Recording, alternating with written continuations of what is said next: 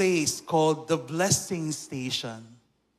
Because I'm there anyway, I'm a priest, so why not, invite anyone and everyone to come to the booth and have their, items blessed, their Bibles, their rosaries, and themselves. So along the way, people have come to me, bringing a lot of things they bought, Benedictine medals, crucifixes, sometimes buong bag, ang dami. Papabless ng pencil kasi magbo-board exam. Papabless ng person because they're sick. Okay. I love it. I love that you come to God for blessing. That's lovely. But sometimes I wonder because, how do we exactly treat these articles of faith? These rosaries, these medals, these crucifixes and Bibles. What are they to you?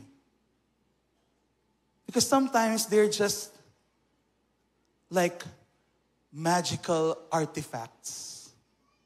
What do I mean? Sometimes you treat them as things that has power. And because you have them, you automatically enjoy their power. Father, I have the Benedictine medal. No evil spirit will come to me. Father, I have a scapular on my neck. I will go to heaven when I die. But is that really it?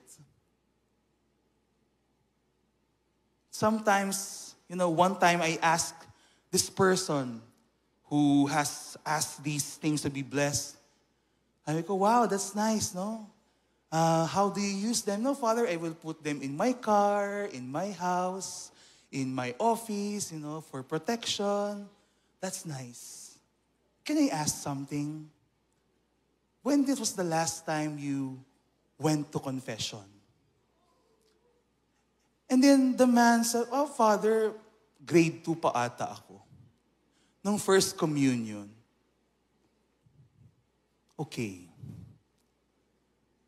My dear brothers and sisters, kahit paliguan ko kayo ng holy water,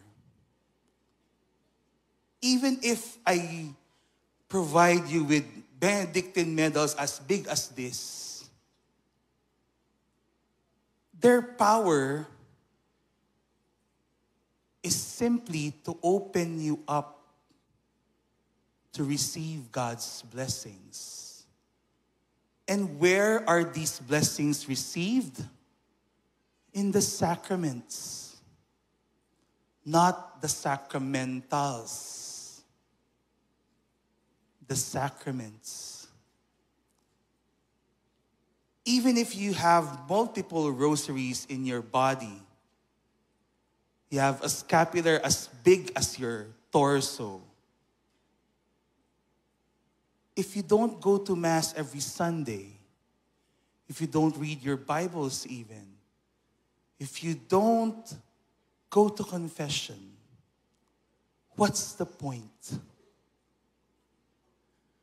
I'm sharing this because today we are celebrating the exaltation of the cross. And I want us to understand what that means. Especially because in the first reading, we have this beautiful image of the people dying from snake bites and venom of snakes. And how do they get healed? They look at this bronze serpent that God instructed Moses to create for their healing. And I don't want you to go and think that, ganun lang pala yun, Father. Just look at it and I'm blessed. Just look at it and I'm healed. No. Because that looking is so much more than a simple gaze. What was in that look? First of all, it was a look of repentance. Ano bang nangyari? What happened in the first reading? Please don't read it as, the Lord punishing them. The Lord saying, you don't want to listen to me, ha? I will make the snakes bite you and kill you because you are being hard-headed. No. God was not punishing them. God was simply answering their prayers. Because what were the Israelites saying in the desert? God, just leave us alone. God, we had a good life in Egypt. Yes, it was difficult, but at least we were alive. God, you put us here in the desert. We made a mistake following you, so just leave us alone, please. And God said, that hurts, but okay. I'll leave you alone. And look what happens. The moment God leaves them alone, they start dying. Please remember that, my dear brothers and sisters. Choosing to go against God will always lead to death. Always. Sin will always bite you in the end. It might be pleasurable at first. It might be advantageous at first. But that sin will bite you back, poison your life, create toxicity. It will kill you. Not because God didn't care or because God was unfaithful, but because you told God, I want to live my own life. Leave me alone. When we exalt the cross, when we look at the crucifix, when we make this sign, we are not just doing something casual. We are telling to the Lord, Lord, you are the only source of life. Lord, I thought I would find fulfillment and peace and joy elsewhere. But really, it's just in you. Lord, I thought I can make it on my own. I did my best, Lord. It went well for a while. But in the end, here I am.